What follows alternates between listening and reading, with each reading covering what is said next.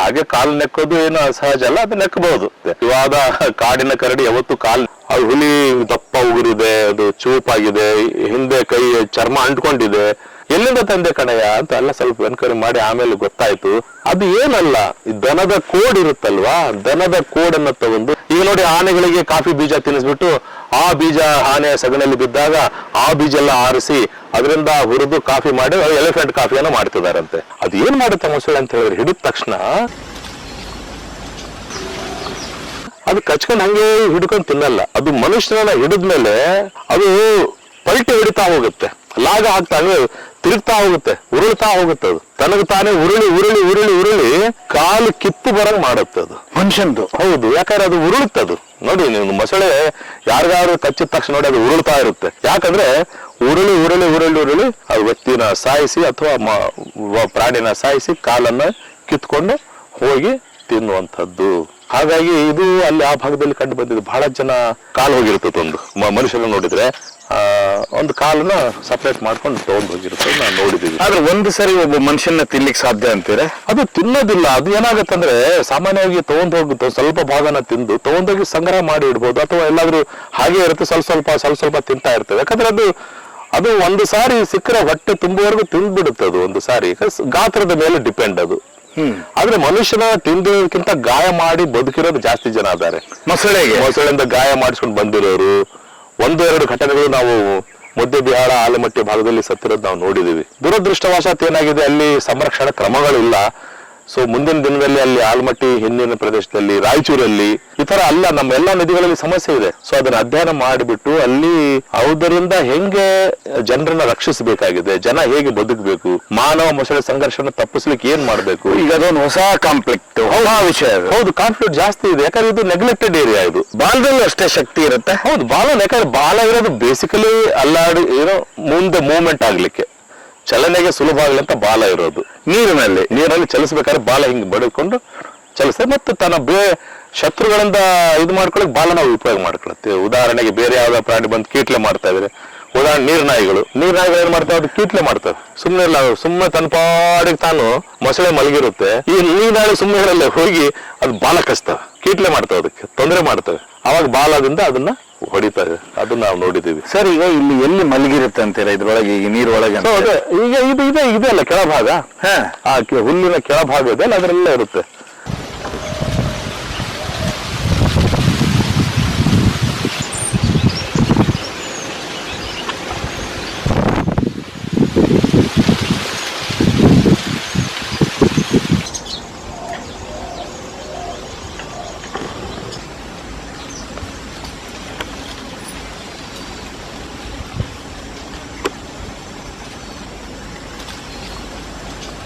ಅಂದ್ರೆ ಅದಕ್ಕೆ ಶೀತ ಅಂತೀರಾ? ಶೀತ ಆಗೋದಿಲ್ವಾ? ಅದು ಶೀತ ರಕ್ತದ ಪ್ರಾಣಿ, ಅದು ಶೀತ ರಕ್ತದ ಪ್ರಾಣಿ ಅಂತಾನೆ ಹೇಳ್ತೀವಿ. ಸೊ ಹೀಗಾಗಿ ಅದಕ್ಕೆ ನೋಡಿ, ಟೆಂಪರೇಚರ್ 5 ಡಿಗ್ರಿ ಆಯ್ತಂದ್ರೆ ಅದರ ದೇಹದ ಟೆಂಪರೇಚರ್ 5 ಡಿಗ್ರಿ ಸೆಂಟಿಗ್ರೇಡ್ ಆಗುತ್ತೆ. 45 ಡಿಗ್ರಿ ಸೆಂಟಿಗ್ರೇಡ್ ಹೊರಗಿದೆ, ದೇಹದ ಟೆಂಪರೇಚರ್ 45 ಡಿಗ್ರಿ ಆಗುತ್ತೆ. ಪ್ರಕೃತಿ ಹವಾಮಾನಕ್ಕೆ ತಕ್ಕಂತೆ ದೇಹದ ಉಷ್ಣತೆ ಬದಲಾಗುತ್ತೆ. ಹಾಗಾಗಿ ಅದಕ್ಕೆ ಶೀತ ರಕ್ತದ ಪ್ರಾಣಿಗಳು ಅಂತ ಹೇಳ್ತೀವಿ. ಸೊ ಹೀಗಾಗಿ ನೀರಲ್ಲೇ ಇರುತ್ತೆ, ಅದಕ್ಕೇನಾಗಲ್ಲ, ನೆಗಡಿ ಆಗಲ್ಲ. ಮತ್ತು ಆ ಚರ್ಮ ಏನು ತೊಂದರೆ ಆಗಲ್ಲ, ಚರ್ಮ ಗಟ್ಟಿಯಾಗಿರುತ್ತೆ ಅದಕ್ಕೆಲ್ಲ. ಆ ಚರ್ಮ ಹಿಂಗ್ ಗಟ್ಟಿ ಇರೋ ಅನ್ನೋ ಕಾರಣಕ್ಕೆ ಹಳೆ ಕಾಲದಲ್ಲಿ ಬಹಳ ಸ್ಮಗಲ್ ಆಗ್ತಾ ಇತ್ತು. ನೀವು ಹೇಳ್ತಾ ಇದ್ರಲ್ಲ, ಮೊಸಳೆ ಅಂದ್ಕೊಳ್ಳೇನೆ ಒಂದೊಂದ್ಸರಿ ಬಾಯಿ ಓಪನ್ ಮಾಡಿ ಕೂತ್ಕೊಂಡಿರುತ್ತೆ, ಆ ಬಾಯಿ ಒಳಗೆ 100 ಕ್ರಿಮಿಕೀಟಗಳು ಒಳಗಿರ್ತಾವಲ್ಲ, ಏನ್ ಅದ ಕತೆ ಅದು?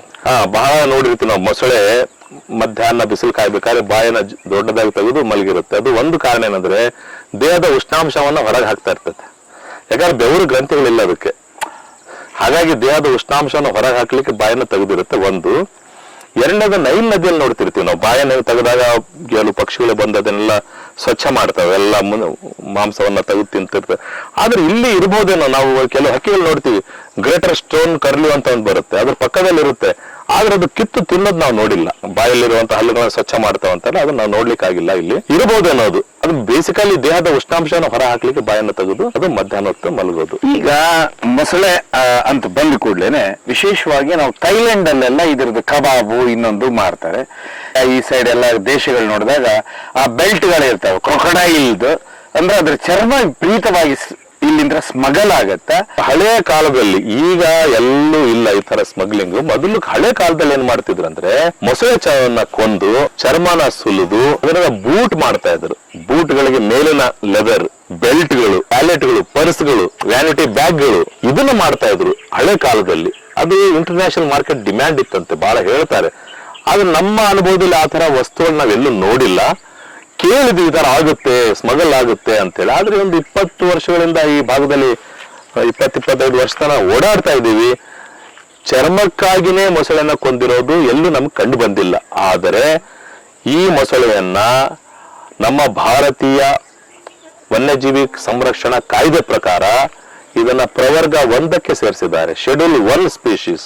ಮತ್ತೆ ಹೌದು, ಹುಲಿಯನ್ನ ಕೊಂದ ಎಷ್ಟು ಶಿಕ್ಷೆ ಇದೆಯೋ ಮೊಸಳೆ ಕೊಂದ್ರೆ ಅಷ್ಟೇ ಶಿಕ್ಷೆ ಇದೆ. ಅದೇ ರೀತಿ ಇದನ್ನ ರೆಡ್ ಡಾಟಾ ಬುಕ್ ಅಂತ ಹೇಳ್ತೀವಿ, IUCN, international union of conservation of nature ಅಲ್ಲಿ ಇದನ್ನ ವಲ್ನರಬಲ್ ಸ್ಪೀಶೀಸ್ಗೆ ಹಾಕಿದೀವಿ. ಅಂದ್ರೆ ಇದು ಸಹ ಅಪಾಯಕ್ಕೆ ಅಂಚಿಗೆ ಹತ್ರ ಬರ್ತಾ ಇದೆ ಅನ್ನುವಂಥದಕ್ಕೆ ನಾವು ಕ್ರೊಕೊಡೈಲ್. ಯಾಕಂದ್ರೆ ನಮ್ಮ ದೇಶದಲ್ಲಿ ಇವತ್ತು ಸ್ಮಗ್ಲಿಂಗು ಅಂತ ಈ ಕಳ್ಳ ಬೇಟೆ ಕಾನೂನು ಪ್ರಕಾರ ತಡೆಯಲ್ಪಟ್ಟಿದೆ. ಆದ್ರೆ ಎಲ್ಲಿ ಬೇಟೆ ಆಗ್ತಿದೆ ಗೊತ್ತಿಲ್ಲ. ಅರಣ್ಯ ಇಲಾಖೆಯವರು ಅದನ್ನು ಹುಡುಕ್ತಾ ಇದ್ದಾರೆ, ಪತ್ತೆ ಮಾಡ್ತಿದ್ದಾರೆ. ಕಳ್ಳ ಬೇಟೆ ಏನಾರಾದ್ರೆ ಅದು ಹಿಡಿತಾ ಇದ್ದಾರೆ. ಆದ್ರೆ ನಮ್ಮ ಈ ಭಾಗದಲ್ಲಿ ಕಳ್ಳ ಬೇಟೆಯ ಏನು ಒಂದು ಪ್ರಕರಣಗಳು ನಮಗೆ ಕಂಡು ಬಂದಿಲ್ಲ, ಮೊಸಳೆಗಳನ್ನ ಬೇಟೆ ಆಡಿರೋದು.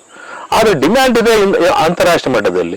ಬೇರೆ ದೇಶದಲ್ಲಿ ಗೊತ್ತಿರಲಿ ನಿಮ್ಮ ಮಾಹಿತಿಗಾಗಿ, ಚರ್ಮಕ್ಕಾಗಿ ಮತ್ತು ಮಾಂಸಕ್ಕಾಗಿಯೇ ಇವನ್ನ ಸಾಕುವ ಕೇಂದ್ರಗಳಿದಾವೆ, ಮೊಸಳೆ ಸಾಕಾಣಿಕೆ ಕೇಂದ್ರಗಳಿದಾವೆ ಬೇರೆ ದೇಶ. ನಮ್ಮ ದೇಶದಲ್ಲಿ ಆ ತರ ಅವಕಾಶ ಇಲ್ಲ. ಇವುಗಳೇ ಯಾಕಂದ್ರೆ ಕಾನೂನು ಪ್ರಕಾರ ಭಾರತೀಯ ವನ್ಯಜೀವಿ ಕಾಯ್ದೆ 1972 ಪ್ರಕಾರ ಇದು ಸಂರಕ್ಷಿಸಲ್ಪಟ್ಟ ಪ್ರಾಣಿ. ಇದು ಸಾಕ್ಲಿಕ್ಕೆ ಪರ್ಮಿಷನ್ ಇದೆ ಬೇರೆ ದೇಶ. ಈ ದೇಶದಲ್ಲಿ ಇಲ್ಲ, ಬೇರೆ ದೇಶದಾಗೆಲ್ಲ ಇದೆ.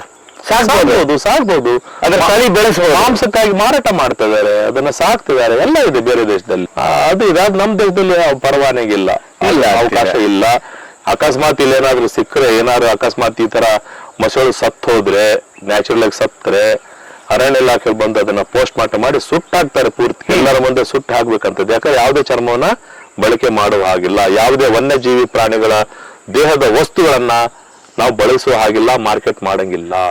ಹುಲಿಯ ಉಗುರಿದೆ ಅಂದ್ರೆ ಅದು ಕೊರಳಿಗೆ ಹಾಕಂದ್ರೆ ಏನೋ ಹುಲಿಯ ಶಕ್ತಿ ಬರುತ್ತೆ ಅಂತೇಳಿ ಇದನ್ನ ದುರ್ಬಳಕೆ ಮಾಡಿ ಒಂದು ಸಾರಿ ಹಂಪಿಯಲ್ಲಿ ಮಾರ್ತಾ ಇದ್ರು.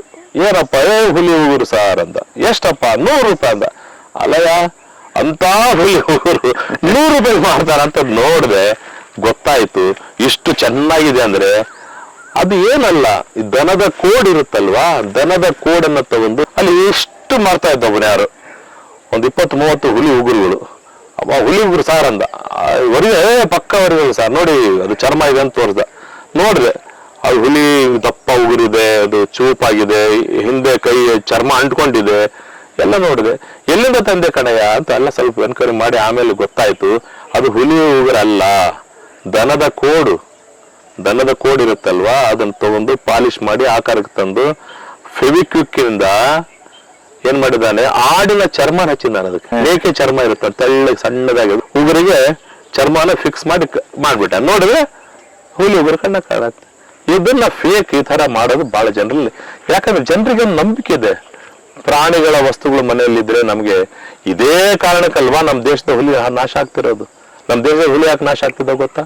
ಮೊದಲು ಚೀನಾ ದೇಶದಲ್ಲಿ ಒಂದು ನಂಬಿಕೆ ಇದೆ, ನಾವು ಮನೆಗೆ ಹೇಗೆ ನಿಂಬೆ ಹಣ್ಣು, ಮೆಣಸಿನಕಾಯಿ, ಉಳ್ಳಾಗಡ್ಡಿ ಅದೆಲ್ಲ ಸೇರಿಸಿ ಮನೆ ಮುಂದೆ ದೃಷ್ಟಿ ಆಗ್ಬಾರ್ದು ಕಟ್ತೀವಲ್ವಾ, ಚೈನಾ ದೇಶದಲ್ಲಿ ಏನಿದೆ ಟ್ರೆಡಿಷನ್ ಅಂದ್ರೆ ಮನೆಯ ಬಾಗಿಲಿಗೆ ಒಂದು ಸಣ್ಣ ಹುಲಿಯ ಇಷ್ಟೇಷ್ಟು ಮೂಳೆ ಆದ್ರೂ ಕಟ್ಟಬೇಕು. ಅದು ಕಟ್ಟಿದ್ರೆ ಭೂತ ಪ್ರೇತಗಳ ದೃಷ್ಟಿ ಮನೆ ಒಳಗೆ ಬೀಳಲ್ಲ. ಮಕ್ಕಳೇನಾದ್ರೂ ರಚ್ಚೆ ಹಿಡಿದು ಅಳ್ತಾ ಇದಾವಂದ್ರೆ ಆ ಹುಲಿಯ ಮೂಳೆ ತಗೊಂಡ್ಬಿಟ್ಟು ಸ್ವಲ್ಪ ತೇದಿ ಅವ್ರಿಗೆ ತಿನ್ನಿಸ್ಬಿಟ್ರೆ ಅವು ಭೂತ ಪ್ರೇತಗಳದ್ದು ಅವ್ರ ಮಕ್ಕಳಿಗೆ ಭಯ ಹೋಗುತ್ತೆ. ಈ ನಂಬಿಕೆ ಇರೋದ್ರಿಂದ ನಮ್ಮ ದೇಶದಿಂದ ಹುಲಿಗಳನ್ನ ಸ್ಮಗಲ್ ಮಾಡಿ ತಗೊಂಡು ಚೈನಾ ಹೋಗ್ತಾ ಇತ್ತು. ಆದ್ರೆ ಈಗ ಬಹಳಷ್ಟು ಕಟ್ಟುನಿಟ್ಟಿನ ಕ್ರಮ ತೆಗೆದುಕೊಂಡಿರೋದ್ರಿಂದ ನಮ್ಮ ದೇಶದಲ್ಲಿ ಸಂಪೂರ್ಣವಾಗಿ ಆತರ ಅಕ್ರಮ ನಿಂತಿದೆ. ಆದ್ರೆ ಸಂಪೂರ್ಣ ನಿಂತು ಹೋಗಿದೆ ಅಂತ ಹೇಳಕ್ ಆಗಲ್ಲ, ಎಲ್ಲಿ ನಡೀತಾ ಇದೆ ಗೊತ್ತಿಲ್ಲ. ಆದ್ರೆ ಆ ನಂಬಿಕೆ ಏನಿದೆ, ಚೈನಾ ದೇಶದಲ್ಲಿ ನಂಬಿಕೆ ಏನಿದೆ ಅಲ್ಲ, ಆ ನಂಬಿಕೆಗೋಸ್ಕರ ನಮ್ಮ ಹುಲಿಗಳು ಹಾಳಾಗ್ತದೆ. ಚರ್ಮದಿಂದ ಕೋಟ್ ಅಲ್ಲಿ ಇಷ್ಟೇ ಒಂದು ಕಾಲರಾದ್ರೂ ಮಾಡ್ಕೊಳ್ತಿದ್ರು ಅವರು. ಶ್ರೀಮಂತರು ದೊಡ್ಡ ಕೋಟ್ ಹಾಕಿದ್ರು ಹುಲಿ ಕೋಟು, ಬಡವರು ಒಂದು ಕಾಲರ್ ಆದ್ರೂ ಹಾಕಬೇಕಪ್ಪ ಹುಲಿ ಚರ್ಮದ ಕಾಲರ್ ಅನ್ನುವಂತ ಭಾವನೆ ಚೈನಾ ದೇಶದಲ್ಲಿ ಇತ್ತು, ಟಿಬೆಟ್ ನಲ್ಲಿ ಇತ್ತು. ಮೂಢನಂಬಿಕೆ. ಅದೇ ಅದು ಅಪನಂಬಿಕೆ, ಅದೇನೋ ತಪ್ಪು ನಂಬಿಕೆ ಅದು. ಆ ತರ ಹುಲಿಯ ದೇಹದ ಭಾಗ ಇರಬೇಕು, ಹುಲಿಯ ಮಾಂಸದಿಂದ ತಯಾರಿದ ಖಾದ್ಯ ತಿನ್ಬೇಕು, ಅದರ ರಕ್ತ, ಮಾಂಸ, ಮೂಳೆ, ಚರ್ಮ, ಉಗುರು ಎಲ್ಲದೂ ಮನುಷ್ಯ ತನ್ನ ಬಳಕೆಗೆ ಮಾಡ್ತಾರೆ. ಸರ್ವನಾಶ ಚೈನಾ ಸರ್ವನಾಶ. ಹುಲಿ ಚೈನಾ ದೇಶದಲ್ಲಿ ನ್ಯಾಚುರಲ್ ಹುಲಿಗಳು ಕಡಿಮೆ ಆಗಿದ್ದು, ಈಗ ಮತ್ತೆ ಅವರು ರೆಸ್ಟೋರೇಷನ್ ಮಾಡ್ತವೆ. ಆದ್ರೆ ಗೊತ್ತಿರ್ಲಿ, ಚೈನಾದಲ್ಲಿ ಪ್ರೈವೇಟ್ ಹುಲಿ ಫಾರ್ಮ್ಗಳಿದಾವೆ, ಹುಲಿಗಳನ್ನ ಸಾಕಿರುವಂತವೆ. ತುಂಬಾ ಖುಷಿ ಪಟ್ಕೊಂಡ್ರು ನೋಡಿದಂತವ್ರು ಕರಡಿ ವಿಷಯದಲ್ಲಿ ವಿಶೇಷವಾಗಿ. ಅದರಲ್ಲಿ ಸುಮಾರು ಪ್ರಶ್ನೆಗಳಿದ್ದು, ಕರಡಿ ಅಂತ ಬಂದ್ಕೊಳ್ಳೇನೆ, ಒಂದು ಕರಡಿ ಕಾಲನ್ನ ನೆಕ್ಕುತ್ತೆ, ನೆಕ್ಕಿದ ನಂತರ ಅವರನ್ನ ಬಂಧಿಸುತ್ತೆ ಅನ್ನುವಂಥದ್ದು, ಮತ್ತೆ ಕರಡಿ ಕೂದಲನ್ನ ಕಟ್ತಾ ಇದ್ರು. ಅಂದ್ರೆ ಈ ಮೂಢನಂಬಿಕೆ ಒಟ್ಟಿಗೆ ಕರಡಿ ತುಂಬಾ ಮಿಶ್ರಣವಾಗಿತ್ತು. ಇದೊಂಚೂರು ಹೇಳ್ಬೋದಾ ಸರ್ ಏನಂತ ಹೇಳಿ? ಅಲ್ಲಿ ಜನರ ಪ್ರಶ್ನೆ ಇದ್ವು ಅದಕ್ಕೆ. ಬಹಳ ಈ ತರದ ತಪ್ಪು ಕಲ್ಪನೆಗಳು ಜನರಲ್ಲಿದೆ. ಕರಡಿ ಕಾಲ್ ನೆಕ್ಕುತ್ತೆ ಇದೆಲ್ಲ, ಇದು ಏನಾಗಿದೆ, ಕರಡಿ ಯಾವಾಗ್ಲೂ ಅದ್ರ ಗುಣ ಹೀಗೆ ಇರುತ್ತೆ. ಏನು ನೆಲದಲ್ಲಿ ಅವು ಕರಳಿಗೂ ತಲೆ ತಗ್ಸ್ಕೊಂಡು ಹೋಗ್ತಿರುತ್ತೆ, ಯಾಕಂದ್ರೆ ಇರುವೆ ಗೆದ್ದಲು ಹುಳನ ತಿನ್ಲಿಕ್ಕಂತ ಹೋಗ್ತಿರ್ತಾರೆ. ಹಾಗೆ ಕಾಲು ನೆಕ್ಕೋದು ಏನು ಅಸಹಜ ಅಲ್ಲ, ಅದು ನೆಕ್ಕಬಹುದು. ಅದು ಸಾಕು ಕರಡಿ ತಂದಾಗ ಆಗುತ್ತೆ. ಇವಾದ ಕಾಡಿನ ಕರಡಿ ಯಾವತ್ತು ಕಾಲು ನೆಕ್ಕಕ್ ಆಗಲ್ಲ, ಅದು ಅಪಾಯಕಾರಿನೇ. ಮನುಷ್ಯರ ಕಂಡ್ರೆ ಅದು ಒಂದು ದಾಳಿ ಮಾಡಬಹುದು. ಅದು ಸಾಕಿದ ಕರಡಿ ತಂದಾಗ ಕಾಲು ನೆಕ್ಕಿರಬಹುದು, ಆದರೆ ಅದಕ್ಕೂ ಅವರು ನಡೆಯೋದಿಲ್ಲ, ಅವರು ಸ್ಥಗಿತವಾಗಿ ಒಂದೇ ಸ್ಥಳದಲ್ಲಿ ನಿಲ್ತಾರೆ ಅನ್ನೋದೆಲ್ಲ ಅದು ನಮ್ಮ ತಪ್ಪು ಕಲ್ಪನೆಗಳಷ್ಟೇ. ಅಂದ್ರೆ ಗಮ್ ಅಂಟ್ಕೊಂಡಾಗ ಅಂಟ್ಕೊಳ್ಳುತ್ತೆ. ಇಲ್ಲ, ಆ ತರ ಇರುವುದಿಲ್ಲ, ಆ ತರ ಭಾವನೆ ಇಲ್ಲ, ಅದು ಸುಳ್ಳು. ಆ ತರದ ನಂಬಿಕೆಗಳು ನಾವು ತಪ್ಪಾಗಿ ಇದನ್ನ ಅರ್ಥೈಸ್ಕೊಂಡಿದ್ದೇವೆ ಹೊರತು ಅದು ನಿಜ ಅಲ್ಲ.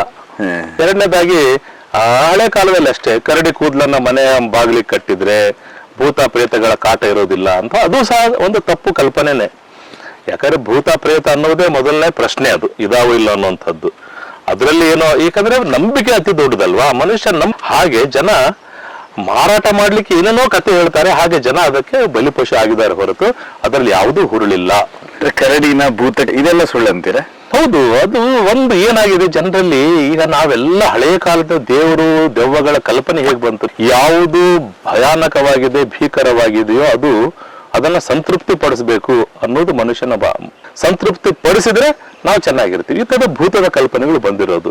ಕರಡಿನೂ ಕಪ್ಪಗಿರುತ್ತೆ, ಎತ್ತರ ನಿಂತ್ರೆ ಎತ್ತರದ ಕಾಣುತ್ತೆ, ಅದು ಕತ್ಲಲ್ಲಿ ಕಾಣೋದಿಲ್ಲ. ಈ ತರ ಭೂತಗಳ ಕಲ್ಪನೆ, ದೆವ್ವಗಳ ಕಲ್ಪನೆ ಬಂದಿರಬಹುದೇ ಹೊರತು ಇದು ಯಾವುದೂ ಸತ್ಯ ಅಲ್ಲ. ಕರಡಿ ಮರ ಏರಿ ಕೂತ್ಕೊಳ್ಳುತ್ತೆ? ಕರಡಿ ಮರ ಏರ್ಬಲ್ದು. ಯಾಕೆ ಮರ ಏರುತ್ತೆ ಅಂದ್ರೆ ಅಲ್ಲಿ ಜೇನು ಇರೋದು ಗೊತ್ತಾದ್ರೆ ಅದು ಮರ ಏರ್ಕೊಂಡು ಕುಂತ್ಕೊಳ್ಳುತ್ತೆ. ಜೇನನ್ನ ಹಿಡಿಲಿಕ್ಕೆ ಹೋಗುತ್ತೆ. ಕೆಲವು ಸಾರಿ ತೆಂಗಿನ ಮರವನ್ನ ಏರ್ಬಿಟ್ಟು ಅಲ್ಲಿ ನೀರ ಕುಡಿಲಿಕ್ಕಂತಾನು ಹೋಗುತ್ತೆ, ಹೆಂಡ ಕುಡಿಲಿಕ್ಕೆ ಹೋಗುತ್ತೆ. ನೀರ ಏನಾದ್ರು ಹುಳಿ ಆಗ್ಬಿಟ್ಟು ಹೆಂಡ ಆಗ್ಬಿಡುತ್ತೆ. ಹಾಗಾಗಿ ಮರ ಏರುತ್ತೆ. ಮರ ಏರೋದು ಸಹಜ ಕರಡಿಗಳು, ಅದ್ರಲ್ಲಿ ಏನು ವಿಶೇಷ ಇಲ್ಲ. ಅವು ಸಹ ಅದ್ರ ಯಾಕೆ ಮರ ಸುಲಭ ಅಂತ ಹೇಳಿದ್ರೆ ಅದರ ಉಗುರುಗಳು ಏನಿರ್ತವೆ, ಮುಂದಿನ ಉಗುರುಗಳು ಬಹಳ ಬಲವಾಗಿರ್ತವೆ. ಆ ಉಗುರುಗಳ ಸಹಾಯದಿಂದ ಹಿಡ್ಕೊಂಡು ಮರವನ್ನ ಸುಲಭವಾಗಿ ಏರ್ತವೆ. ಅವು ಅದಕ್ಕೆ ಮತ್ತು ಮಾಂಸಖಂಡಗಳು ಬಹಳ ಶಕ್ತಿಶಾಲಿ ಆಗಿರುತ್ತೆ. ಹಾಗಾಗಿ ಅವು ಮರವನ್ನ ಸರಾಗವಾಗಿ ಏರಬಲ್ಲವು. ಬಟ್ ನಾನು ಒಂದು ಪ್ರಶ್ನೆ ನನ್ನ ಹತ್ರ ಕೇಳಿದ್ರೆ, ಮಾಂಸಾಹಾರಿಯೋ ಸಸ್ಯಾಹಾರಿಯೋ ಅಂದ್ರೆ? ವೈಜ್ಞಾನಿಕವಾಗಿ ಕರಡಿಗಳನ್ನ ವರ್ಗೀಕರಣ ಮಾಡ್ಬೇಕಾದ್ರೆ ಇದನ್ನ ನಾವು ಕಾರ್ನಿವೋರಾ ಅಂತ ಹೇಳ್ತೀವಿ. ಕಾರ್ನಿವೋರಾ ಅಂದ್ರೆ ಮಾಂಸಾಹಾರಿಗಳ ಗುಂಪಿನಲ್ಲಿ ಸೇರಿಸಿದ್ದೀವಿ. ಈ ಮಾಂಸಾಹಾರಿಗಳ ಲಕ್ಷಣ ಏನಂತ ಹೇಳಿದ್ರೆ, ಕೋರೆ ಹಲ್ಲುಗಳು, ನಮ್ಗೆ ಹೇಗೆ ಹಲ್ಲಿರುತ್ತೋ ಈ ತರ ಕೋರೆ ಹಲ್ಲುಗಳು, ಈ ಹಲ್ಲು ಮಾಂಸವನ್ನು ಸಿಗಿದು ತಿನ್ಲಿಕ್ಕೆ ಇರುವಂತದ್ದು. ಇದಕ್ಕೆ ಕೆನೈನ್ ಅಂತಾನೆ ಹೇಳ್ತಾರೆ. ಈ ನಾಯಿಗಳಲ್ಲಿ ಉದ್ದ ಇರುತ್ತೆ, ಕೆನೈನ್ ಅಂತ, ಹಲ್ಲಿನ ಹೆಸರೇ ಕೆನೈನ್. ಈ ತರ ಕೆನೈನ್ಸ್ ಕರಡಿಯಲ್ಲೂ ಇದೆ. ಆದ್ರೆ ನಮ್ಮ ಭಾರತೀಯ ಕರಡಿ ಮಾತ್ರ ಇದು ಕಾರ್ನಿವೋರ್ ಆಗಿ ಸೇರಿಸಿದ್ರು, ಮಾಂಸಾಹಾರಿಗಳ ವರ್ಗದಲ್ಲಿ ಸೇರಿಸಿದ್ರು ಸಹ ಇದು ಪ್ರಾಣಿಗಳನ್ನ ಬೇಟೆ ಆಡುವುದಿಲ್ಲ, ಮಾಂಸವನ್ನ ತಿನ್ನುವುದಿಲ್ಲ. ಇದರ ಬದಲಾಗಿ ಇದಕ್ಕೆ ಮಾರ್ಮಕೋಫ್ಯಾಗಸ್ ಅಂತ ಹೇಳ್ತೀವಿ. ಅಂದರೆ ಕೀಟಾಹಾರಿ, ಅಂದ್ರೆ ಇರುವೆಗಳು, ಗೆದ್ದಲು, ಜೇನು ಮತ್ತು ಸಗಣಿ ಹುಳಗಳನ್ನ ತಿನ್ನುತ್ತೆ. ಹಾಗಾಗಿ ಇದು ಕೀಟಹಾರಿ ಜೊತೆಗೆ ಮಿಶ್ರಹಾರಿ ಅಂತಾನೆ ಹೇಳ್ಬೋದು. ಹಣ್ಣುಗಳನ್ನ ತಿನ್ನುತ್ತೆ, ಸಿಹಿಯಾಗಿರುವಂತ ಯಾವುದೇ ಇರ್ಬೋದು ಹಣ್ಣು ತಿನ್ನುತ್ತೆ. ಎಳೆಯಾದಂತ ಬೀಜಗಳು, ಎಳೆಯ ಜೋಳ, ಎಳೆಯ ಮೆಕ್ಕೆಜೋಳ, ಶೇಂಗಾ, ಸೂರ್ಯಕಾಂತಿ, ಕಬ್ಬು, ಬಾಳೆ ಇದೆಲ್ಲ ತಿನ್ನುತ್ತೆ. ಹಾಗಾಗಿ ಇದು ಮಿಶ್ರವಾದಂತ ಆಹಾರವನ್ನು ಸೇವಿಸುವಂತ ಪ್ರಾಣಿ ಅಂತ ಹೇಳ್ಬೋದು. ಆದರೆ ಜಗತ್ತಿನ ಇತರ ಕರಡಿಗಳು ಕೆಲವಿದಾವೆ. ಉದಾಹರಣೆಗೆ ಪೋಲಾರ್ ಬೇರ್ ಅಂತ ಹೇಳ್ತೀವಿ. ಪೋಲಾರ್ ಬೇರ್ ಅಂದ್ರೆ ಹಿಮಕರಡಿ. ಹಿಮಕರಡಿ ಒಂದು ಸೀಲ್ ಎನ್ನುವಂತಹ ಮರಿಗಳು ಇರ್ತವೆ. ಸೀಲ್ ಎನ್ನುವಂತಹ ಪ್ರಾಣಿಯ ಮರಿಗಳನ್ನ ಹಿಡ್ಕೊಂಡು ತಿನ್ನುತ್ತೆ. ಎರಡನೇದು ಮೀನುಗಳನ್ನ ತಿನ್ನುತ್ತೆ. ಇನ್ನೊಂದು ಬರುತ್ತೆ ಗ್ರಿಜ್ಲಿ ಬೇರ್ ಅಂತ, ಅಮೆರಿಕನ್ ಬ್ರೌನ್ ಬೇರ್ ಅಂತ, ಗ್ರಿಜ್ಲಿ ಬೇರ್ ಅಂತ ಹೇಳ್ತೀವಿ. ಅದು ಸಹ ಜಿಂಕೆಗಳನ್ನ ಬೇಟೆಯಾಡಿ ತಿನ್ನುತ್ತೆ. ಮನುಷ್ಯಕ್ಕೆ ಸಿಕ್ಕಾದ್ರೆ ಮನುಷ್ಯನ ಸಾಕು ಅದು ಸಾಯಿಸಿ ತಿನ್ನುತ್ತೆ. ಈ ತರ ಆ ಗ್ರಿಜ್ಲಿ ಬೇರ್ ಅಂದ್ರೆ ಅದರಿಂದ ಅದು ಬಾಯಿ ತೋರ್ ನಮ್ಮ ತಲೆ ಹೋಗುತ್ತೆ, ಇಷ್ಟು ದೊಡ್ಡ ಬಾಯಿ ಇರ್ತದೆ. ಅಂಥ ಬಲಶಾಲಿಯಾದಂಥ ಕರಡಿಗಳು ಅವೆಲ್ಲ ಮಾಂಸಾಹಾರಿಗಳು. ಹೌದು, ಬಹುತೇಕ ಅರ್ಧಕ್ಕೂ ಹೆಚ್ಚಿನ ಕರಡಿಗಳ ಪ್ರಭೇದಗಳಿವೆ. ಅವು ಸಸ್ಯಾಹಾರಿಗಳು ಅಥವಾ ಮಿಶ್ರಹಾರಿಗಳಾಗಿವೆ. ಅಂದ್ರೆ ನಿಮ್ ಪ್ರಕಾರ ಆಯಾ ಭಾಗದ ಪ್ರಕಾರ ಈ ಭಾರತದಲ್ಲಿ ಚಳಿ ಗಾಳಿ ಮಳೆ ಹಣ್ಣು ಹಂಪಲ ಎಲ್ಲಾ ಇರುವುದರಿಂದ ಆ ರೀತಿಯಾದ ಆಹಾರ ಪದ್ಧತಿ. ಹೌದು, ಯಾಕಂದ್ರೆ ನೋಡಿ, ಜಿಯೋಗ್ರಾಫಿಕಲ್ ಅಡಾಪ್ಟೇಷನ್ ಹೊಂದಾಣಿಕೆ ಮತ್ತು ಆಹಾರ ಹೊಂದಾಣಿಕೆ ಆಯಾ ಪರಿಸರಕ್ಕೆ ತಕ್ಕಂತೆ ದೇಹ ಹೊಂದಾಣಿಕೆ ಆಗುತ್ತೆ. ನೋಡಿ, ಈ ಕರಡಿಗಳು ಸಾಮಾನ್ಯ ಕುರುಚಲು ಕಾಡಲ್ಲಿ ಬಯಲು ಸೀಮೆಯಲ್ಲಿ ಇರುವಂಥವು. ಇಲ್ಲಿ ಏನು ಸಿಗುತ್ತೆ? ಗೆಬ್ಬೆಲು ಸಿಗುತ್ತೆ, ಇರುವೆ ಸಿಗ್ತವೆ, ಜೇನು ಸಿಗುತ್ತೆ, ಮಳೆ ಸವಿನ ಹುಳ ಸಿಗುತ್ತೆ. ಹಾಗಾಗಿ ಅವು ಏನಾಗ್ತವೆ, ಇದಕ್ಕೆ ಅಡಾಪ್ಟ್ ಆಗಿದ್ದಾವೆ. ಹಾಗಾಗಿ ಅದರ ಮುಂದಿನ 2 ಬಾಚಿ ಹಲ್ಲುಗಳು ಚಿಕ್ಕದಾಗಿದ್ದಾವೆ. ಅದು ಗೆದ್ದಲ ಗೂಡೊಳಗೆ ಬಾಯನ್ನು ಇಟ್ಟು ಸರ ಅಂತ ಎಳೆದ್ಬಿಡುತ್ತೆ. ಹಾಗಾಗಿ ಅದರ ಅಡಾಪ್ಟೇಷನ್. ಉದಾಹರಣೆಗೆ ಇನ್ನೊಂದು ಪಾಂಡ ಅಂತ ಇದೆ, ನಿಮ್ಗೆಲ್ಲ ಗೊತ್ತಿರಬಹುದು. ಆ ಪಾಂಡ ಏನ್ ಮಾಡುತ್ತೆ? ಅದು ಬಿದಿರನ್ನ ತಿನ್ನುತ್ತೆ. ಹೀಗೆ ಒಂದೊಂದು ದೇಶದ ಕರಡಿಗಳಿಗೆ ಅಲ್ಲಲ್ಲಿ ಇರುವಂತಹ ಹವಾಗುಣ, ಅಲ್ಲಿರುವಂತಹ ಪರಿಸರಕ್ಕೆ ತಕ್ಕಂತೆ ಆಹಾರ ಪದ್ಧತಿಯಲ್ಲಿ ಬದಲಾವಣೆ ಆಗಿದೆ. ಮತ್ತು ಇದಕ್ಕೆ ಅಡಾಪ್ಟೇಷನ್ ಅಂತ ಹೇಳಿ ಕಥೆಗಳು ಅಂತ ಬಂದ್ಕೊಳ್ಳೇನೆ ಕರಡಿಯನ್ನ ಯಾವ್ದಾದ್ರು ದೆವ್ವಕ್ಕೆ ಹೋಲಿಸುವಂತದ್ದು, ಪೂಜೆ ಮಾಡುವಂತದ್ದು ಅಥವಾ ಬಲಿ ಕೊಡುವಂತ ಪದ್ಧತಿ ಏನಾದ್ರು? ಹಾಗೇನಿಲ್ಲ. ಆದ್ರೆ ನಿಮ್ಗೆ ಗೊತ್ತಿರಲಿ, ನಮ್ಮ ಇತಿಹಾಸದಲ್ಲಿ ಬಂದ್ರೆ ರಾಮಾಯಣದಲ್ಲಿ ಶ್ರೀರಾಮಚಂದ್ರ ಶ್ರೀಲಂಕಾಕ್ಕೆ ಹೋಗ್ತಾರೆ, ಸೀತಾಮಾತೆಯನ್ನು ಹುಡ್ಕೊಂಡು ಹೋಗ್ತಾರೆ. ಹೋಗ್ಬೇಕಾದ್ರೆ ನಮ್ಮ ಹಂಪಿ ಏನಿದೆ ಅಲ್ಲಿ ಪಂಪಾವನ ಅಂತ ಇದೆ, ಕಿಷ್ಕಿಂದ ಅಂತ ಹೇಳ್ತದೆ. ಆ ಕಿಷ್ಕಿಂದದ ಹತ್ರ ಬಂದು ಅಲ್ಲಿ ವಾಲಿ ಸುಗ್ರೀವನ ಭೇಟಿ ಆಗ್ತಾರೆ. ವಾಲಿ ಸುಗ್ರೀವರು ಅಲ್ಲಿ ಕಿಷ್ಕಿಂದದ ರಾಜರು. ಅವರ ದಂಡನಾಯಕ ಯಾರಾಗಿದ್ದಂದ್ರೆ ಜಾಂಬವಂತ ಆಗಿದ್ದ. ಇದು ನಮ್ಮ ಪುರಾಣಿಕ ಕಥೆ. ಅದೇ ರೀತಿ ಶಮಂತಕ ಮಣಿಯನ್ನ ಜಾಂಬವಂತ ಅಪಹರಣ ಮಾಡ್ಕೆ ತಗೊಂಡು ಹೋಗ್ಬಿಡ್ತಾನೆ. ಶಮಂತಕ ಮಣಿಯನ್ನ ತಗೊಂಡು ಹೋಗ್ಬಿಡ್ತಾನೆ ಯಾರು? ಜಾಂಬವಂತ. ಆಗ ಶ್ರೀಕೃಷ್ಣ ಪರಮಾತ್ಮ ಹೋಗಿ ಜಾಂಬವಂತನ ಜೊತೆ ಯುದ್ಧ ಮಾಡಿ ಶಮಂತಕ ಮಣಿಯನ್ನ ತಗೊಂಡು ಬರೋದಷ್ಟೇ ಅಲ್ಲದೆ ನಾವು ಪೌರಾಣಿಕ ಕಥೆಯನ್ನು ಕೇಳ್ತೀವಿ.